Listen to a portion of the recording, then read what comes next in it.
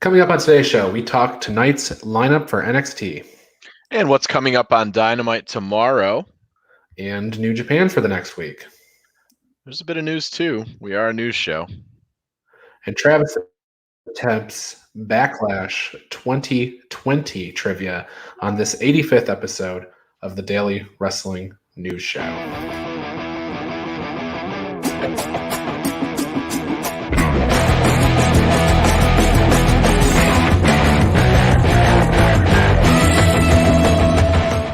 This is the Daily Wrestling News for April 27th, 2021. We are powered by the Eastern Observer. My name is Ryan Joy, and I'm coming to you live from Minutes to Bell Time Studios on the beautiful Treasure Coast of the Sunshine State.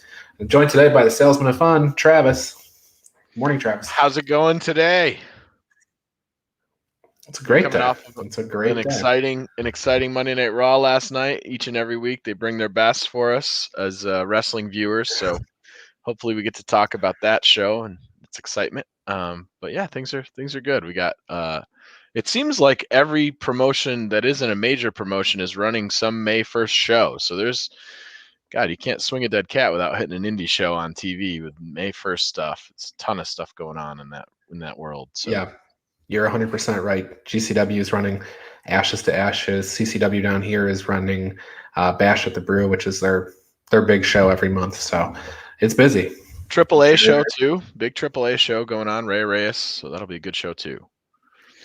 Well, I think the main thing we have to talk about today is all the wrestling that's coming up over the next week in New Japan, and then also Dynamite look ahead, NXT tonight. There's a little bit of news, but not a ton. But I guess we'll start things off with the news that came out of Raw last night. And to be fair, there wasn't a lot of news coming out of Raw last night. A lot of the same kind of continuation from last week. But we do have a very weird tag team. RK Bro was established last night. Randy Orton approached Matt Riddle with this idea of, let's be a tag team. And they beat up on Cedric and Shelton. And there you go. They are a tag team now. So interesting tag team. As somebody that watched the NXT product when Riddle was teamed up with Pete Dunne, it feels like sort of a continuation for that. When the pandemic hit, Pete Dunne went back across the pond and was stuck there for a little bit. And this feels very much like Riddle's going to be Riddle, the comedic guy, and Randy Orton plays the straight guy, and humor ensues. But a fine first match, and it'll be interesting to see how this goes and how long they end up doing it and whether they get the belts and they do the inevitable breakup storyline and Randy's the bad guy, because I can't imagine Riddle as a face. I don't think anybody would take him seriously. That's like RVD as a heel. Yeah, no, I think so. But the only thing that's interesting about this to me is that obviously these are two. Randy's a top guy. Matt's on his way up. So these are guys that could potentially beat AJ Styles. Like right now, I don't see any scenario where Cedric Alexander or Shelton Benjamin are pinning AJ Styles to get those tag titles off them. And the same thing, really. I mean, I love the Viking Raiders, but I don't think one of those guys is going to pin AJ Styles.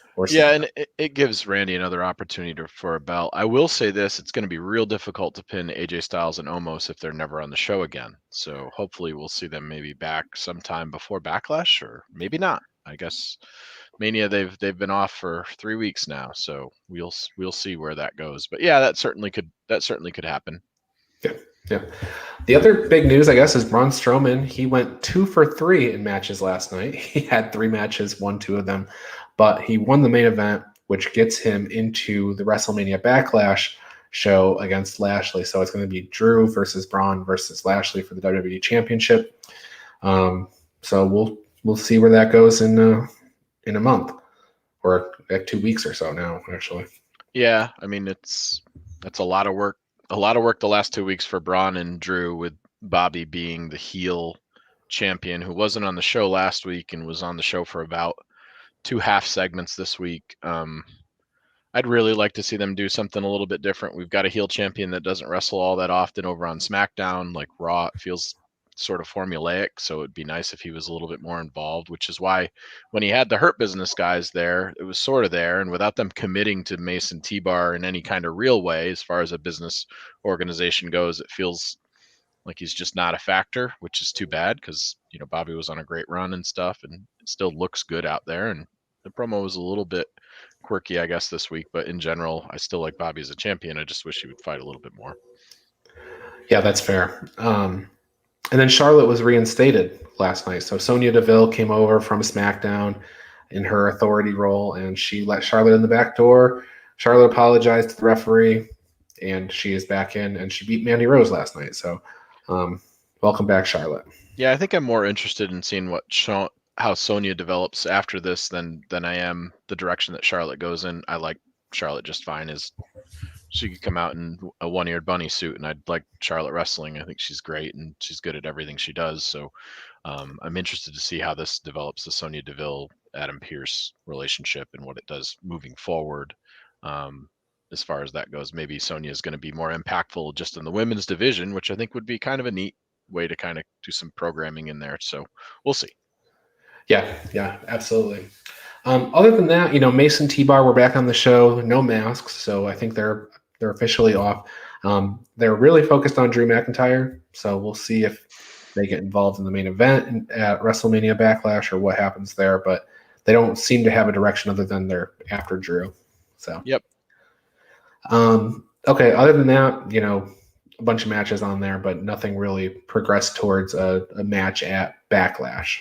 So, right. No, just another weird Alexa promo, and that was kind of it. Right. Alexa did say it sounds like she's coming back to wrestle, but I don't know in what capacity or who against or anything like that. It's just that whatever she does, the doll will have made her do it. That's the message there. Yeah. So that was Raw from last night. In today's history lesson from 2003, it was the one and only matchup between The Rock and Goldberg, and Goldberg won 2003 at Backlash. So there you go. Makes perfect sense. 100%. All right, so let's get into a little bit of the news. So we do have, I do have the ratings from last week. Here are all of the ratings for all of the shows. Monday Night Raw did 1.9 million viewers. NXT did 841,000. Dynamite 1-1. Impact 145, and SmackDown 2-1-2-1. Not a lot of interesting things here, but Raw and Dynamite were down. NXT had the biggest gain of the week. Impact went up. SmackDown went up by like 2,000 viewers. So not a ton of movement here. I think when you look at NXT or Dynamite, they had a real big number last week because it was the first week running unopposed.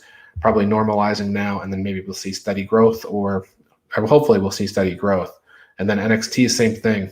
First week was last week unopposed, and they had growth this week. So yeah, maybe the difference between the views too was the Mike Tyson being on the one show and not being on the show this time too. It's nice to see the NXT numbers tick up for sure.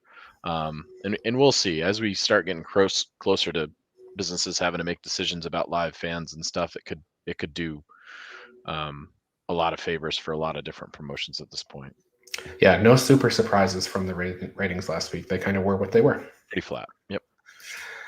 Okay, so in the news section of the show, we have a new strong champion, Travis. We haven't talked about that yet.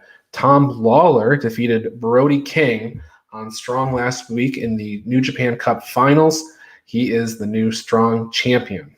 And it looks like his first challenger is going to be from within Team Filthy. I enjoyed that. The Dirty Daddy Chris Dickinson getting in his face at the end of the match. And I'll tell you, if you haven't had a chance to watch the match, it's on New Japan. Go and take a look at it. And what a way to decide the Strong Championship. Because if you're not familiar with Strong style and you want to see a dose of Strong style, that match was just hard hitting to the point where like the only way to beat a giant sometimes is to choke him out, and that's how Tom did the work on Brody, and that's how he got the win. And it's an interesting choice. It makes me curious with MLW doing the reset.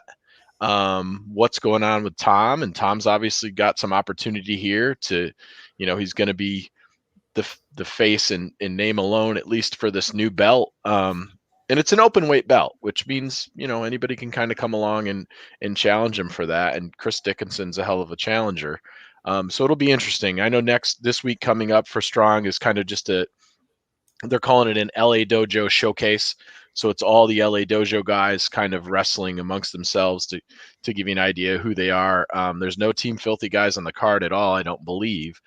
So we'll probably see some promos and stuff. I'm interested to see the direction they decide to take the show now moving forward.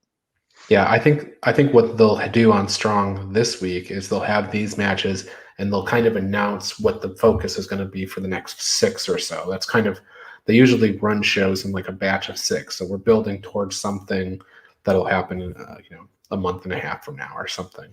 Yeah, it's interesting to see both Strong and MLW focus on Tom Lawler, and not a criticism of Tom Lawler, but I don't. He's a fine character. I get it. I understand him. I don't think he's a overly compelling promo, and I think he's pretty good in the ring. But obviously these people are seeing something in him that is more than what I'm watching as a viewer. I enjoy his matches and stuff like that, but at the beginning of that tournament, I guess I wasn't surprised with how they decided to book the show. But Tom Lawler as your first champion is a curious pick to me. So we'll see. I think the reason Tom gets a lot of attention from these promotions is he's well credentialed. He's a former UFC fighter.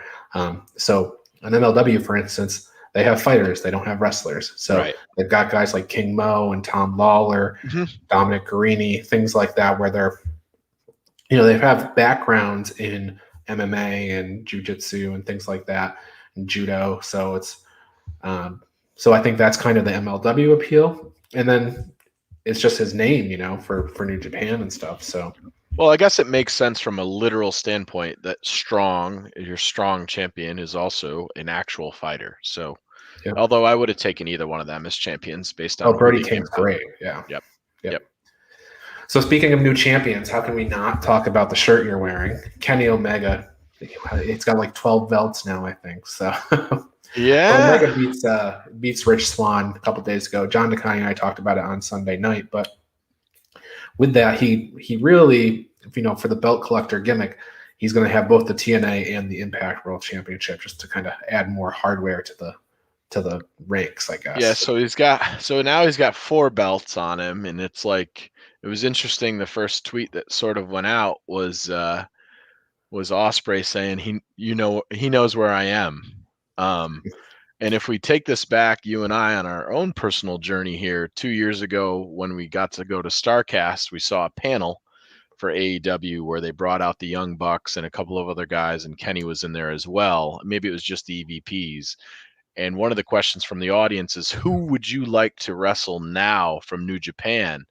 And the guys were kicking around names. And interestingly enough, Kenny Omega said, I'd really like to have a match with Ospreay. I'd like to see Ospreay if he's the real deal or not.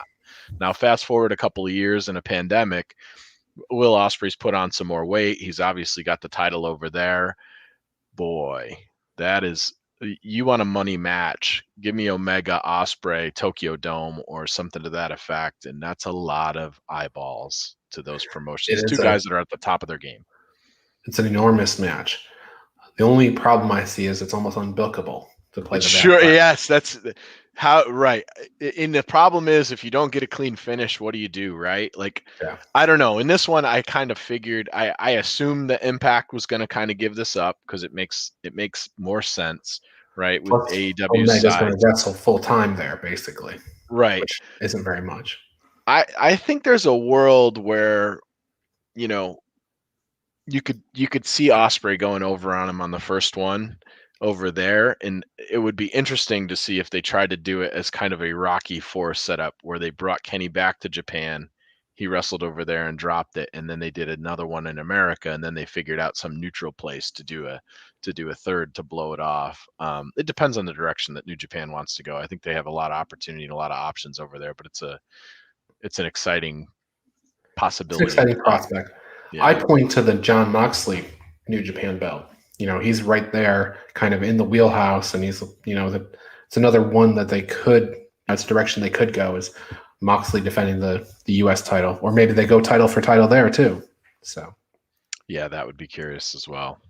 but it does sort of feel like Moxley and Kingston are going after the Bucks right now. So Thank God. So we'll see. But I guess the big question coming out of Rebellion was whether or not Kenny Omega is in fact going to be working a full schedule. And Dave Meltzer checked with Impact, I guess, and he is going to work Under Siege. So that's their next like Impact Plus special. So given that, I think that means that they'll probably have him work. He'll be there at the tapings and he'll probably do interviews and things like that, and maybe get a match here or there on Impact. And then he'll definitely work the Plus and the pay-per-views. So, yeah, which is kind of a risk. I don't know if you saw the spot, but he sort of got dumped one time, and gosh, I was worried about his head on that fall. It's an interesting thing when you consolidate all these belts under one guy. All of these promotions are taking a huge risk, because if Kenny Omega gets hurt in a AAA ring, it hurts Impact, it hurts AEW, it hurts.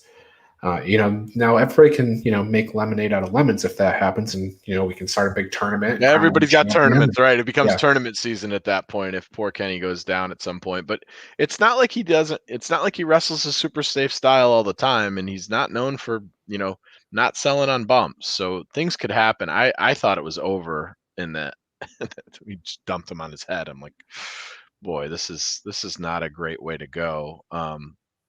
We'll see. It's interesting to see a guy running around this day and age with multiple major wrestling promotion belts on.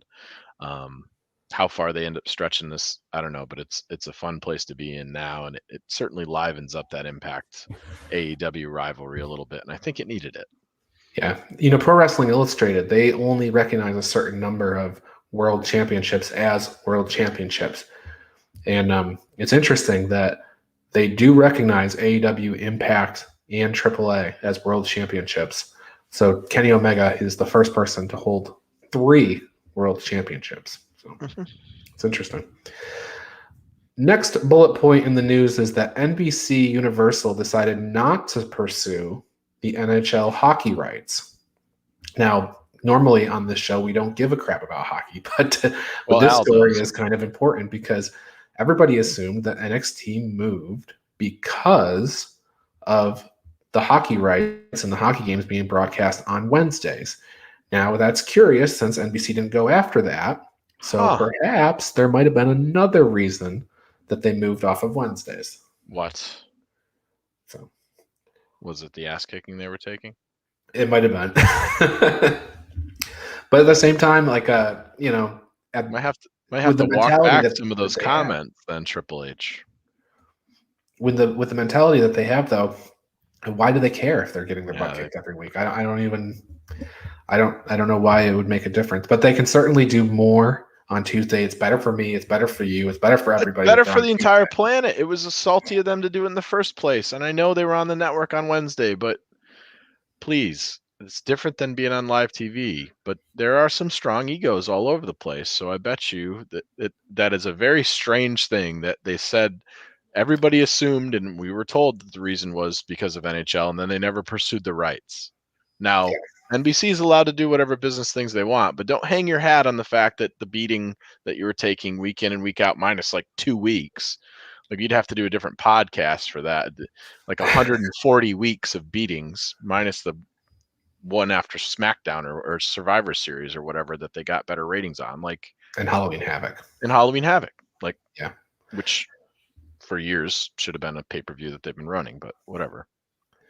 Yeah, so it is interesting. Now, WWE never said, in fairness, WWE never said that this is the reason we're moving. They never said it was hockey. They never said it was AEW. They just have been silent. So they haven't lied to us. They just haven't told us anything. So I think there were a lot of WWE marks that might have hung their hat on that being the reason. 100, yes. But we progress forward here. Let's talk about New Japan canceling 3 events in Tokyo. Now, this is important. Tokyo has gone into lockdown again for the pandemic. So they canceled 3 events in Korakuen Hall. They could have run them with no fans, but they've decided to cancel them. The problem here is that at the end of the month, they have a Tokyo Dome show. So it's a huge, huge show. They have Okada wrestling for the championship. And by God, I hope that lockdown's over so they can have that show. This is the first time in a long time that they're running an outside of Wrestle Kingdom Tokyo Dome show. Yeah, it's too bad that that's a situation that they're dealing with right now. It's just kind of where we're at, I guess. You're going to see these things flare up again and so on and so forth until we get, things under a little bit better control. So, yeah, not seeing Okada Osprey would be awful, right? Like that's a match that we It wanted could to be see for Shingo. a while. We'll talk about that soon. We could see Shingo too. Yeah. MLW debuts on Vice this Saturday. Now, based on the press release, it doesn't appear that it's going to be a lot. It won't be live, obviously. They're always taped, but it won't be new programming. It looks like it's going to be playing the hits from the vault. So, at least for now. So, we'll continue to monitor that and let you know. Which isn't an uncommon thing to do. I think it's a fine thing to do to kind of set the table when you move the thing over and see what the transition numbers are and so on and so forth. So I think that makes perfect sense. Introduce a new audience to what you have, and you should do the greatest hits your first week. Absolutely. So on NXT tonight, we have three matches from my list here. Austin Theory is going to be wrestling Bronson Reed. Now, if Bronson Reed wins, he'll get a championship match against Johnny Gargano. Bronson has beaten Austin Theory in the past, so we'll see. In women's action, we have Dakota Kai versus Mercedes Martinez. Now, this is kind of a fun one. Dakota Kai said last week on NXT that Mercedes Martinez wants a title match, and Dakota wanted to go to school at Hogwarts School of Witchcraft and Wizardry, but not everybody gets what they want. So we'll see how Dakota is as a slamming the door in Mercedes' face. Yeah, it'll be both of those women can go, so it'll be a good match regardless. But yeah, it was definitely a funny bit from her for sure. Kushida and MSK will be facing Legado del Fantasma. This could be a really, really great match. Hopefully they're given 15 minutes and there's a whole lot of flying around and stuff. It should be really good. Kushida had a great post about this on his Instagram where he talked about Alex Shelley saying that MSK was coming over and, hey, please take care of these guys. And Kushida's post essentially said, this is my first opportunity to be able to do that, so I definitely don't want to let him down. So it was nice to see that they had that connection. Obviously, Kushida and Shelley worked together for quite a while and stuff, and Shelley knows them from their previous endeavors. So this should be a good match. Absolutely. And I think we might have a fourth. We're probably going to see a fourth match come up too. I think we're going to see a ladies' match probably between Toni Storm and Zoe Stark. But possibly, yeah, there was a little bit of an angle there last week, so very possible there. And we do have an Adam Cole interview. He's going to say something. Yeah. Yes. So, anything else on your list? That's what I have for NXT. That's it for NXT. I wanted to make sure that I got that potential Storm and Stark thing, and I don't know. We'll probably see O'Reilly or something happen, and Cameron Grimes will probably give a good promo. I did not know that the O in O'Reilly stood for orange, though, so it was good that I got to learn that last week. Now you know. Now I know. You know. So there you have it. Okay, Dynamite this week. Speaking of Orange Cassidy, he'll be wrestling Penta El Zero Miedo, which is a pretty fun match.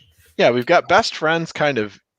They're all doing singles dances with Death Triangle, and I think this has been, kind of cool to see. Everybody's kind of getting a little dance partner with the other side, and they're sort of setting something up. So, we got to see a 6-man at some point here, but should be fun. This is very different opponent for Penta, and when I see Orange Cassidy, because he tries now, wrestling people, it's always like, okay, well, how are they going to put this match together, and what's it going to look like? Because Penta is a non-standard opponent for Orange too, so it should be pretty good. Hopefully Alex comes out and gives him a nice Penta says moment, because that's kind of the reason for the season when it comes to Penta coming 100%. To the ring.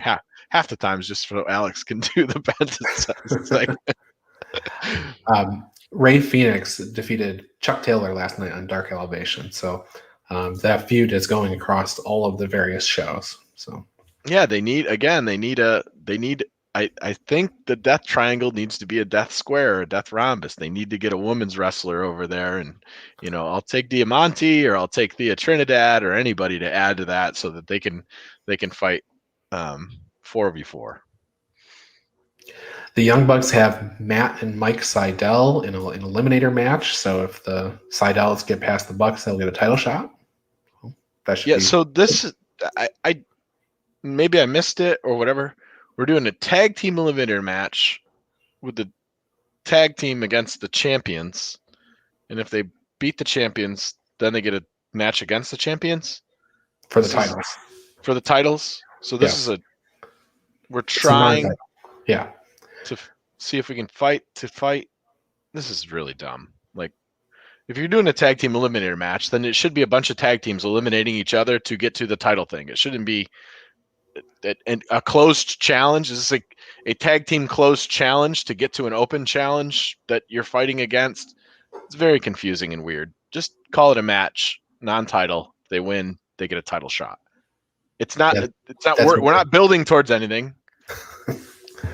So if they lose, what happens? Do they never get the challenge again for the titles? Well, They're the Bucks have eliminated. I know that. Just a stupid way to call it. Like, come on, AEW, you're better than that. Chris Statlander versus Penelope Ford. This is the first time we've seen Penelope on the main show in a wrestling match in a while.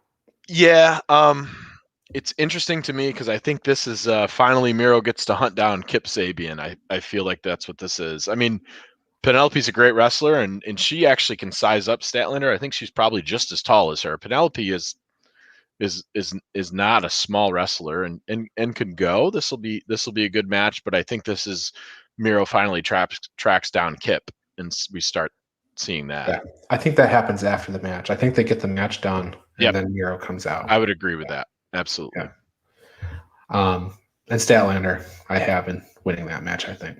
Yeah, and it's kind of cool that you've got Ford wrestling Statlander. Obviously, the best friends had a bunch of nonsense going on with them, so this is a way to continue that feud as well with the Miro Kip faction. So the match makes sense from a story standpoint, and she had the attack on her when she first came back too. So 100%. Yep. Let's get this going. We have Nightmare Factory versus Factory, or Nightmare Family versus the Factory. We have Dustin Rhodes, Billy Gunn, Lee Johnson versus QT Marshall, Aaron Solo, and Nick Camarado. Yeah, I think this is a pretty nice match. We get 6 guys that can get some decent exposure. We'll see. Aaron Solo, I don't know, has had maybe 1 match on Dynamite, 2 possibly. So this is kind of his first showing there. And Camarado, I know, wrestled Moxley once, and I think this is probably going to be a showing for Camarado more than anything else. I agree. They're building him up to kind of be the Bruiser Brody sort of thing, taking that chair shot last week and stuff. He's a big dude, so yep. I suspect he'll get the win here. He'll probably pin Lee Johnson. Yeah.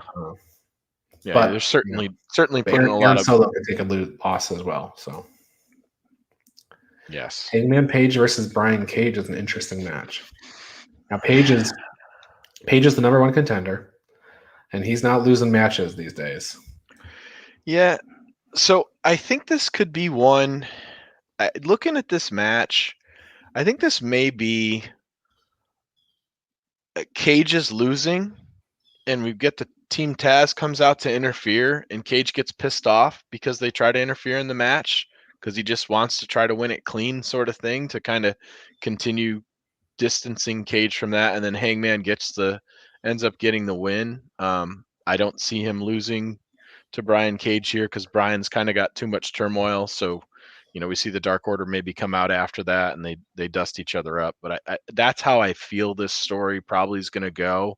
Somebody's going to try to interfere for Brian, and Brian doesn't actually want it because he wants to be a little more clean. We'll see. Yeah, I think this is a really interesting opponent for Hangman Page because Page doesn't often get to wrestle up like this. I mean, no. Hangman is not a huge guy. Nope. But there's not a lot of monsters around for him to wrestle. So he's wrestling up here, but Cage is also a different kind of big guy. Cage can do the lucha stuff and whatever. And I think that's why the pairing's smart, right? You've got an athletic big guy that you're going to put in. He's obviously going to be sized over on Page, but he can do the more movement centric moves than him just wrestling one of the giants or a Lance Archer or something. So now I don't think Page gets Cage up for Deadeye, and I don't see the buckshot lariat being the move that he takes out Brian Cage with. So it'll be interesting to see. You know, Yeah, I'm we'll always see how one this for a finish good goes. inside cradle for the win. So Yeah, who knows? Right. It's happened to him before. Poor Brian Cage gets rolled up by little guys and inside cradles too much, probably. and then main event Darby. He is facing Preston Vance this week. Now, this is probably not a main event, unlike Jungle Boy and Matt Hardy were. This might be your opener, actually, because this is Preston Vance. I don't think is perceived as a big threat to Darby's title, but he's working through the Dark Order. So Yeah, I mean, he made a big post too about how it's, he's doing this for Brody and stuff like that. But I mean, I think that everybody in the Dark Order is going to say that. So I'm surprised they're running him this quick. I thought we would have saw an Alan Angels or an Evil Uno or a Stu Grayson or something like that, because to me, when I look at that faction now of the non-Hangman guys, and maybe it's certainly more than Cole, it feels like Preston has gotten a bigger push and more camera time than anybody else. So this kind of feels like the top of the heap for those guys when I look at the way that they sort of shake out. But maybe AEW looks at Colt more as the top guy, even though he's kind of in the background. So yeah, I'm surprised that it got to him that quickly. I thought we were going to see some other stuff in between, but I guess they want it to be a higher profile thing, and Grayson might have been a throwaway in Evil Uno too. So we'll see. yeah, I have to look up and see who he's actually wrestled so far, because he has wrestled. He might have wrestled Reynolds and Angels already, but and in one of the dark or the elevation, sure. He definitely wrestled Silver. Okay, yeah. He started the thing against Silver. Right. I'm not sure if he's had anybody else yet. Yeah, I mean, I guess I would be surprised if this is the. Although, gosh, if I'm looking at a main here, it's probably Cage Hangman then, or it could be Nightmare Family Factory, I guess, in a weird way. You could do the Bucks and the Seidel's in the main. Yeah, that's a possibility. So it's only John Silver so far. So this is the second one. Yeah, I'm kind of surprised this is where they got to that quickly. Yeah. Well, we have a whole bunch of New Japan, a whole bunch between now and the next time you and I talk. So let's start, I guess. Toru Yano versus Evil tomorrow morning for the KOPW Provisional Championship match. It's a weird stipulation where your opponent must be blindfolded in order to get a pin. So there's going to be blindfolds on each of the four corners. Makes a ton of sense. What do you mean? It's like a pancake challenge or something like that. So, this is a situation where each guy picks a stipulation, fans vote, they voted for this. We'll see how it is in execution tomorrow morning at like 5:30. So, yeah, I don't think we see Toru Yano losing, because I think they're going to just really gimmick the hell out of these matches for the rest of the year until the next KOPW tournament comes up. I think Evil's going to be blindfolded, and they're going to, pin the belt on the donkey or whatever and see how it goes. So. Also, the IWGP Junior Tag titles are on the line. Sho and Yo defending against the former champions Kanemaru and Desperado. So that'll be a great match. Always is. Absolutely. Thursday is a big card. Thursday, we have Zack Sabre Jr. versus Tonga Loa. If Sabre wins, then Sabre and Taichi will get a tag team title match against Guerrillas of Destiny. So that's the first singles match. The second singles match is Taichi versus Tama Tonga. It is the Iron Finger from Hell ladder match. And if you don't know what I mean, it's a ladder match, but there's not a belt suspended. There is literally a iron finger claw thing, kind of like Thanos' glove without being pretty or have any gems, that's hanging from the it looks like a foam hand wrapped in aluminum foil. Okay. So they're fighting over custody of that. So, and it's bewitched and everything. So it's been a whole thing for like 6 or 7 months now. The GOD stole it from Tai Chi, and they used it to beat a bunch of people and stuff. So yeah, we're probably going to see GOD against Dangerous Techers again, because they really haven't established any other tag team to put in against those two right now, and they have good matches against each other. So yep. And if that wasn't enough, on Thursday morning, you've got Hiroshi Tanahashi versus Jay White for the Never Openweight Championship. I don't know, Travis. Do you think Jay White's going to get the job done here? He's going to be I, walking around with that never belt. It's I the don't one he know. hasn't gotten, right? Like my heart says I want him to win, but it just I don't know. It feels like Jay's destined for the heavyweight belt. I hope, but it's one that he hasn't had. So in the it gives the Bullet Club another belt, and it gives them a singles belt to talk about other singles wrestlers. They've got the tag belts, but that's all they're rolling around with these days.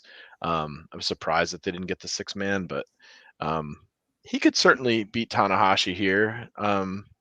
He has a good history against Tana. The interesting thing is if you get a guy like Jay White winning the belt, you want him, not necessarily to defend it against heavies all the time. You want to see him versus Show and him versus, some of the lighter guys. That's what's interesting about the Never Championship. You don't get to see those matches very often. Yep. I could certainly see it happen, and I hope it happens. Tanahashi, I think it's a good spot for him on the card too. So I wouldn't be disappointed if he wins. So either way, we're good. Yeah. Okay. Is that Thursday or is that Thursday? Monday? That's Thursday. Okay. I don't have the Monday card in front of me, I guess. Oh no. But Tuesday, I know we have Desperado versus Yo. So a week from now in the morning, Desperado versus Yo for the Junior Heavyweight Championship, and that's when we're going to get Ospreay versus Shingo for the World Championship. So those matches should both be terrific. Are you pulling up the Monday show next week? I'm trying to. Okay. Yeah, third. But those matches should be great. Desperado, he is the IWGP Junior Heavyweight Champion. He's defending against Yo. Yo pinned him. That's how they got the tag titles. So that makes sense. Ospreay giving Shingo the next title defense, and whoever wins that will get Okada at the end of the month at the Tokyo Dome, provided that they still have the match. Next Monday is that's the show with the Saber Tongaloa Taichi. Yep, okay. So it's Thursday that I don't have this week. So this week, Thursday, is nothing special. Okay, great. Yep. So Wednesday is your Toru Yano match. That's tomorrow. Monday is the ladder match and the Jay White match. And then Tuesday is Desperado versus Yo and Will Ospreay versus Shingo. Yeah. Both of those Monday and Tuesday should be awesome. Yeah. And then you already mentioned New Japan Strong this week. It is LA Dojo Special. Carl Fredericks versus Clark Connors. Main event is TJP versus the DKC. So there you go. All right, Travis, Backlash 2020 trivia. This is not bad. You should be in good position to win this or do well here. I know you watched the show. We'll see. So.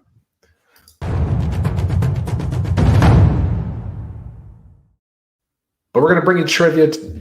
We're going to bring you trivia today by the Body Slam Brigade newsletter. Each week I compile the week's top stories, put them all in a quick-to-read email. It's divided up by company. There's over 4,000 people getting the letter each week, so you should be one of them too. You can sign up for free at bodyslambrigade.com. So Travis, Backlash 2020. Braun Strowman defended the Universal Championship against two men in a handicap match. Your choices are Dolph Ziggler and Robert Roode, Seth Rollins and Murphy, Rey Mysterio and Dominic, or Miz and Morrison. Dolph Ziggler and Robert Roode. Okay, it's Miz and Morrison. Okay, you're 0 for 1. Drew McIntyre successfully defended the WWE Championship against this man in the semi-main event. Was it Randy Orton, Seth Rollins, Bobby Lashley, or Rey Mysterio? Bobby Lashley. It was Bobby Lashley. 1 for 2. Sasha Banks and Bayley defended the tag team championships against the Iconics and also a second team. Was it A, Alexa Bliss and Nikki Cross, B, Mandy Rose and Sonya Deville, C, Tamina and Nia Jax, or D, Asuka and Kairi Sane? The first one. Yes, Bliss and Cross. Sheamus defeated this man in a singles match. Was it Jeff Hardy, Elias, Humberto Carrillo, or Andrade?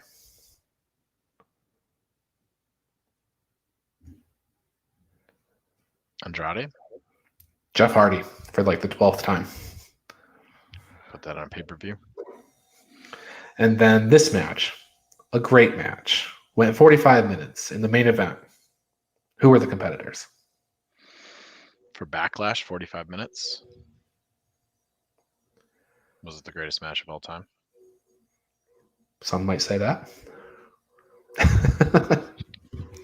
Was it Orton and Edge? It was Orton and Edge. So you went 3 for 5. Hooray. Good job. It's been a year since, the recent history stuff is not always the easiest. And I didn't get the worst matches, so. Right. You win. I always do. My tally sheet's not up to date, but you're not winning. So No. I'm not surprised. All right. Take care of some business here. Go out and take a look at the Bell Time Club t-shirt. Join the club. It's only $22. You get this cool design on the front. You can rep minutes to Bell Time and the Bell Time Club. All sizes are $22. All colors are $22, although I think there's only 3 colors.